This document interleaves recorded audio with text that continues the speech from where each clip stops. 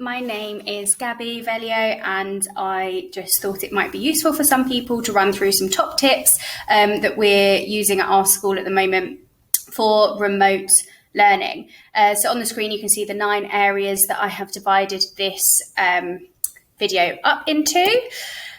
So first of all, how to get them talking. You can see on the screen I've put an example of a lesson and the tabs that we might have open during that lesson. So you might have your slides ready, the Google Classroom, the Google Meet, of course, where they are actually live with you, and then the register. Because one of the first things I wanted to say was use names, greet people as they come in, and then actually take the register out loud and get pupils to respond verbally by unmuting themselves to instantly break that silence barrier. And they're more likely to reply to you when you're using their names as well, of course, in the register and in other situations.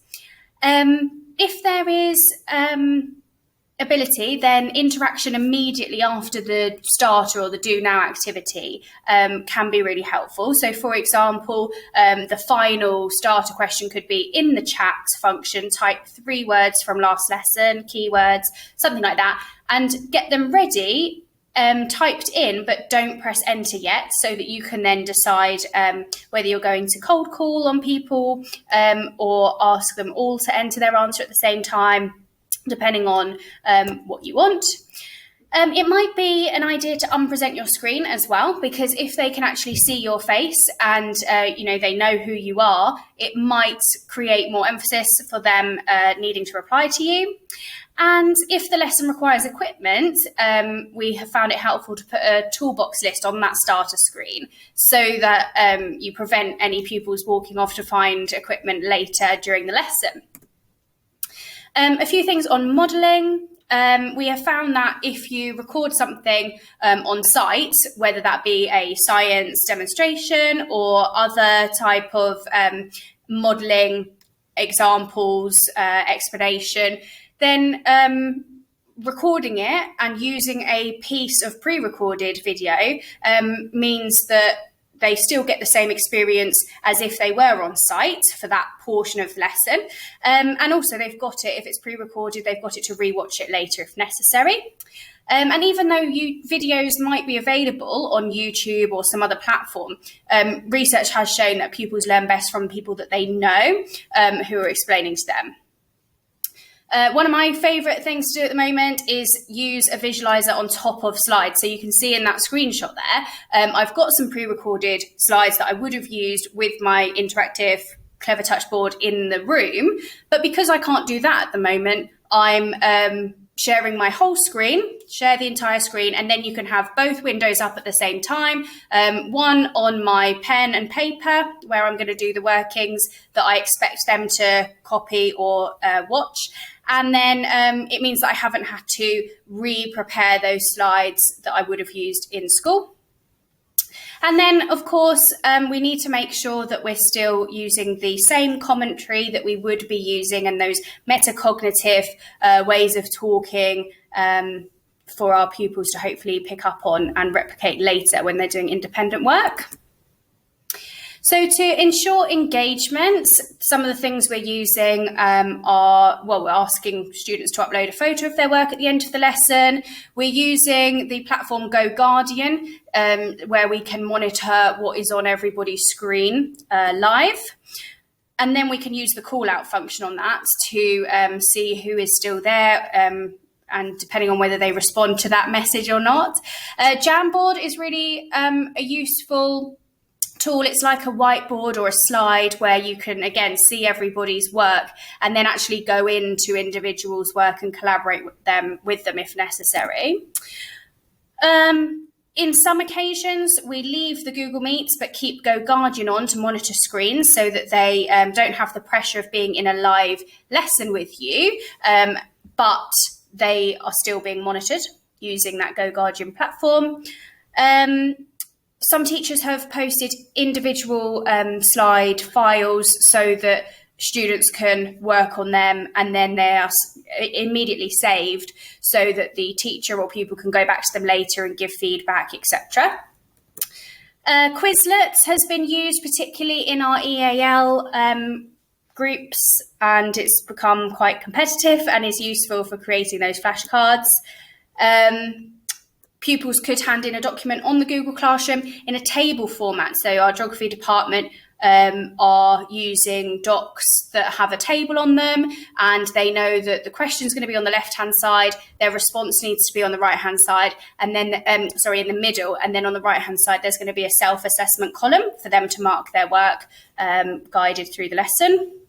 And then I'm about to say some more things about questioning as well, because of course that ensures engagement. First of all, there's different ways of using cold calling. You could ask somebody to unmute using a random name generator, or just, assessment, targeted questioning. You could ask them to type in the chat.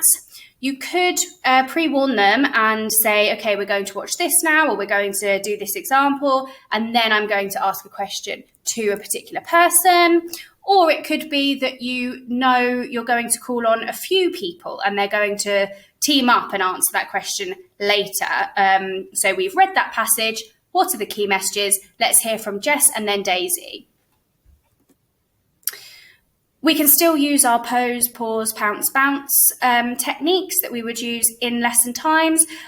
Give pupils warnings on Go Guardian if necessary, particularly for anxious students. We can let them know in advance that we're going to be asking them a question later without having to verbalise that to the group maybe. I've already mentioned wait questions, where we ask them to prepare their answers in the chat function before you decide who should press enter. Some staff have found it really helpful to ask a question that needs to be entered on a Google form, and then they copy those answers, which takes a second, into a doc that is shared for everyone so that everyone can see each other's answers, but anonymously, so they can then discuss those answers together. So other AFL, we've been using Socrative quizzes. You can see a little screenshot at the top there of a live quiz that is about to take place and fill up live on the screen with the reds and the greens, depending on how they get on. Lots of us are big fans of whiteboard.fi. So that's a website where you can just copy a URL and post it on Shobi or Google Classroom, whatever platform you're using, and they can instantly, they don't need an account or anything, they can just instantly go on that URL and they have a whiteboard that you're able to see on your computer. So it's literally really similar to using mini whiteboards in class. There are lots of subject-specific online platforms as well, like Heggerty Maths or Linguoscope. Google Forms with scoring is one way of collecting assessment information. But then also, I've recently found that using Google Forms without assigning scores is really quick to create, because you can sometimes just create a Google form with just the words question 1, question 2, question 3. If the questions are on the slides, there's no need to repeat the information on the Google form. It's simply giving them a space to channel their answers to you. And then you can still identify the pupils of concern, who's getting an answer that's different to everyone else in the class. And of course, depending on the types of question and the types of responses you might get, that could take a really quick, short amount of time, or it might take longer, but you can still identify misconceptions or pupils of concern with a Google Forms sheet that hasn't taken, a long time to create without any scores assigned.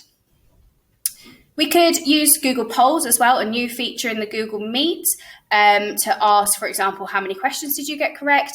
Because it's anonymous, we might be able to get some honest answers from the class. We could also use Google Polls to ask an assessment question, a bit like an exit ticket, and then they're really handy for using for multiple choice quizzes as well. Something that I would love to hear from other schools is about how they have an overall tracking system, which they're using either within a department or across the whole school. Because if we're using so many different platforms like Socrative, Google Forms, the whiteboards, how are you collecting the data from all of those different platforms in a centralized place? So to give feedback to the pupils after doing that AFL, lots of us have been trying the Chrome extension Mote to give verbal feedback, and that's really easy and useful because you can add those little voice notes to docs or to Google assignments, wherever you have created a task. Writing comments on the assignments that are posted on Google Classroom. The screenshot at the bottom shows where I would enter some comments for that particular photo that a pupil has uploaded to me. There are also online platforms, as we've mentioned before, that will mark automatically, and so students will understand from doing those whether they have been successful or not. It's also important to explicitly explain that a question in the starter has been put there due to information from a previous quiz or assessment, or explicitly explaining to the class, right, we're now going to do a pause lesson on this topic because in the assessment you did for me last week, it was clearly an area that we want to develop a bit better, a bit further. Some of us have been setting our class off on a task and then using the rest of the lesson time while everyone is working independently to have one-to-one appointments within that lesson so that every member of the class has that engagement with their teacher. We're using formulas on spreadsheets so that we can create almost like a mail merge of individual feedback sheets so that everyone can get an itemized list of what is going well for them and what isn't. And then we also have some situations where pupils are coming in and collecting their marked papers or marked assignments from the school reception. So differentiation or TA support. For data protection reasons, you can't see all of the text that is on that screenshot there, but I hope it gives you an idea of a table that has been put together so that the teacher and the LSAs can have a conversation on that doc live during a lesson, which has been helpful for teaching staff and our LSAs. We can, of course, post announcements on Google Classroom that are for particular students only, so by selecting those pupils rather than the default option, which is for all students.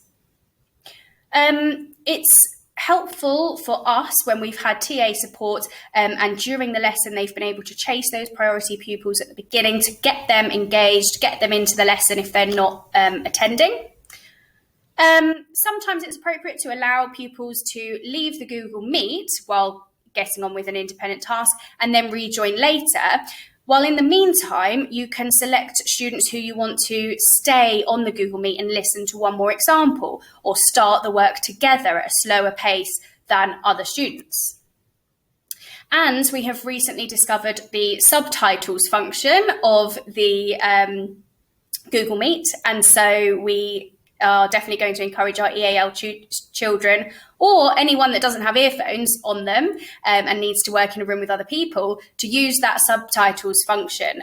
So even though it's a live member of staff talking, apparently the subtitles are pretty good at picking up exactly what is being said.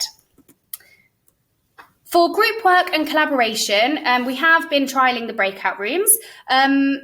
There are also options available like using Padlet or Jamboard. And also we've heard of a website called Answer Garden, but I'm yet to try that myself yet.